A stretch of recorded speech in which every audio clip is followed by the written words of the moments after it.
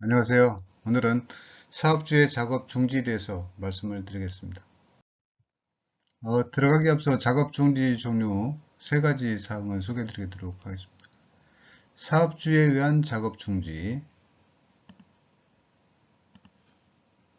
근로자에 의한 작업 중지, 그리고 고용노동부 장관에 의한 작업 중지, 이 세 가지 사항이 있습니다. 저희가 근로자에 의한 작업 중지는 독려, 홍보 활동을 많이 하고 있고요. 사업주에 의한 작업 중지는 업무 프로세스를 명확히 운영을 하고 있습니다. 그리고 고용노동부 장관에 의한 작업 중지는 대외적으로 행정관서에서 시행되는 것이기 때문에 저희가 작업 중지 과정에서 안전지치 요구 등 시정 요구에 대해서는 적극 이행을 하고 있습니다. 밑에 보시는 보도 자료는 고용노동부에서 해명한 자료인데요. 7월 29일 매일경제신문에서 중대재해 때 자의적인 작업 중지 명령을 내렸는데 일관된 기준을 만들어 달라는 사설을 올렸습니다. 중대재해 사고가 발생됐을 때 고용노동부가 사업장에 내리는 작업 중지 명령을 놓고 산업계에서는 우려가 크다라는 반발이 다소 있는 것 같습니다. 근데 실제 고용노동부의 근로감독관은 작업 중지는 사망사고 등 중대재해 발생 사업장에서 산업재해 재발 또는 확산을 막기 위하여 예방적인 조치로 제한적으로 운영을 하고 있다는 해명이 되겠습니다. 실제 선진국 같은 경우는 상당히 적극적으로 내리고 있지만 저희 나라 같은 경우는 적절히 작업 중지를 내려서 운영을 하고 있다고 판단이 됩니다. 첫 번째, 근로자의 작업 중지입니다. 영어로는 Safety Stop Call 또는 Safety Call이라고 이렇게 말하는 회사가 많습니다. 덕국공사 안전보건관리 사내 지침에 의한 세프티 콜은 작업 중지 현장 신고를 할 경우 현장 안전부서에서 현장 확인을 후 위험 요인을 즉시 제거해서 신속한 작업 재개가 되도록 이렇게 운영이 되고 있습니다. 발행 대상은 근로자가 합리적인 판단으로 위험이 있다고 판단하는 상당한 이유가 있는 작업이 되겠습니다. 실제 용어적으로는 상당히 어려운 말인데요. 근로자가 판단을 잘 못했더라도 세프티 콜을 신청하면 현장에서 확인하고 교육 또는 안전조치 후 작업을 재개하도록 이렇게 운영을 하고 있습니다. 그 발행 체계는 신속성과 정확성을 위하여 별도의 신고 시스템을 만들어서 그 신고 시스템에서 관리감독자나 사업주에게 자동 메신저로 보고가 됩니다.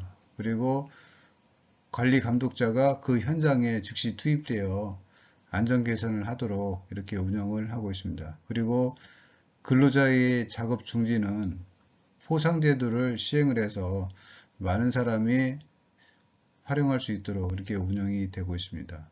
저희가 근로자의 작업 중지 관련해서 안전제도를 시행을 하고 있습니다. 주요 내용은 작업 일시중지 여건을 고려한 심의를 해서 공기 연장을 보장하도록 이렇게 하고 있고요.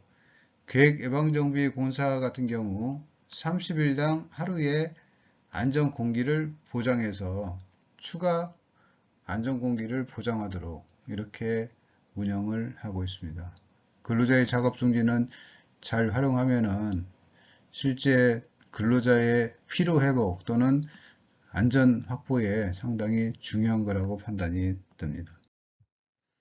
두 번째, 사업주의 작업 중지입니다. 작업 중지 세 가지 종류 중 가장 운영하기 어려운 것이 사업주의 작업 중지 되겠습니다. 사업주의 작업 중지는 산안법 51조에 의한 작업 중지가 되겠습니다. 그래서 사업소 안전부서에서 급박한 신고가 들어올 경우는 즉시 현장 확인 및 구호를 하고요. 현장을 확보해서 위험 요인을 제거하고 재발 방지 대책을 수립을 해서 안전이 확보되었다고 판단이 되면 작업을 재개하도록 이렇게 하고 있습니다. 발행 대상은 산업재해가 발생할 급박한 위험이 있는 경우, 발행 방법은 작업중지 명령 공문을 발행하도록 이렇게 하고 있습니다. 보통 작업중지권은 사업주는 즉시 작업을 중지하지만 노동자는 작업중지 요청을 할 수 있고 즉 상급자가 작업중지 요청에 대한 이행을 하도록 이렇게 하고 있고요. 작업중지를 이유로 불리한 처우를 하지 못하도록 관련 규정이 명시되어 있습니다. 사업주의 안전조치 의무 이행을 위한 작업중지 후 사고조사 및 재개를 결정하도록 이렇게 하고 있습니다. 그래서 고용노동부의 작업중지 대비 근로자가 아닌 사업주의 작업중지는 민원 발생 소지가 상당히 많습니다. 그래서 저희가 일반적으로 작업중지를 내릴 때는 안전의식, 안전문화 고도화를 위해서 처음에는 작업중지 범위를 약간은 넓게 보수적으로 판단해서 작업중지를 내리고요.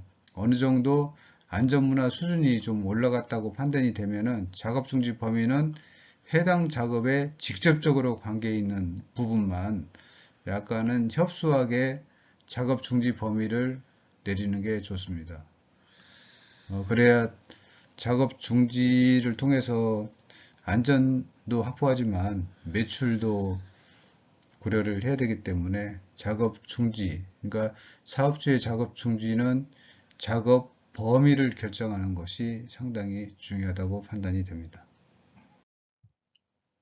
다음은 안전사고 처리 프로세스입니다.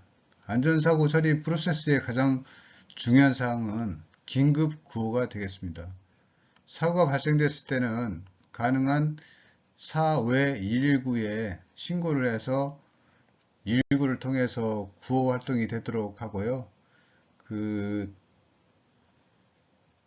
사고의 부위, 그러니까 재해의 특성에 따라서 전문 병원을 미리 확보해서 그 병원으로 이송이 되도록 준비를 해야 되겠습니다. 그리고 안전사고 발생이 됐을 때는 안전관리자를 주축으로 현장에 투입되어 현장을 보존하고 출입 통제를 하고 이 과정은 현장 확인 체크시트를 통해서 확인을 하셔야 됩니다. 사고가 발생됐을 때는 현장이 어수선하고 혼잡하기 때문에 그 체크 항목을 누락시킬 가능성이 많습니다. 그래서 현장 확인 체크리스트 표준 목록을 가지고 관리하는 게 좋습니다. 현장은 그 사고 당시 내용을 그대로 보존하는 게 좋습니다. 그래야 정확한 재발 방지 대책을 수립해서 다음에는 동일한 사항이 절대 발생되지 않도록 이렇게 하는 게 좋습니다. 안전사고 직보 접수는 주간부서를 통해서 본사에 보고하도록 이렇게 운영이 되고요. 작업 중지는 사업주의 명령으로 공문 발행을 하도록 이렇게 되어 있고, 안전 개선 조치 및 재발 방지 대책 수립은 공사부서와 운영부서 이렇게 두 가지의 재발 방지 대책을 수립해서 운영을 하도록 하고 있습니다. 그래서 공사부서는 설비적인 측면으로 접근을 하고 주간부서는 운영 측면, 제도 측면에서 접근을 해서 사고가 재발되지 않도록 이렇게 하고 있습니다. 현장 확인은 사고조사 전문가가 투입되어 그 내용을 확인해서 적정하다고 판단될 경우 작업중지 해제를 통보해서 작업이 재개되도록 이렇게 하고 있고요. 아차 사고 사례 등 사고 사례는 전 부서 또는 전 사업소에 전파해서 동일한 사항이 재발되지 않도록 이렇게 운영이 되고 있습니다.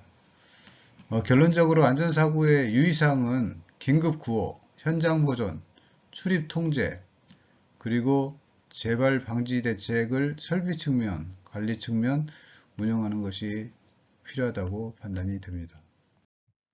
마지막으로 고용노동부의 작업중지입니다. 고용노동부의 작업중지 샘플입니다. 작업중지 적색 글자에 작업중지 범위와 작업중지 사유를 현장 잘 보이는 곳에 게시하도록 이렇게 하고 있습니다. 고용노동부의 작업중지는 이 과정에서 사고와 관계없이 작업이 중지되는 협력사에게 간접비를 지급할 수 있고요.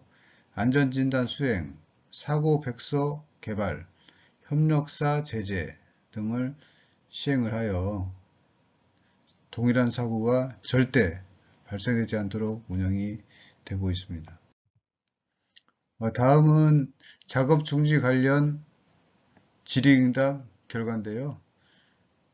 사용자의 귀책 사유로 휴업하는 경우 평균 임금의 100분의 70 수당을 지급해야 되는지에 대한 내용이 되겠습니다.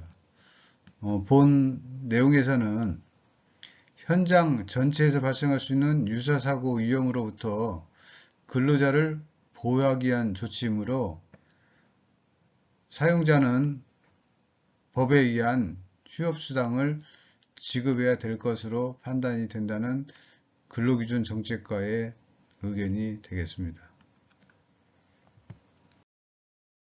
이상 금일은 작업 중지 3가지 종류를 소개해 드리도록 하겠습니다. 3가지 중에 사업주의 작업 중지가 상당히 운영의 묘를 살려야 되는 측면이 있습니다. 사업주는 비난을 받지 않지만 사업주의 업무를 수행하는 담당자는 그 중지 범위를 잘못 내릴 경우 큰 저항에 시달릴 수 있습니다. 그러니까 재발 방지 대책을 내실 있게 운영하기 위하여 작업 중지 시기와 범위는 명확히 내리도록 하는 것을 추천드리겠습니다. 수고하셨습니다.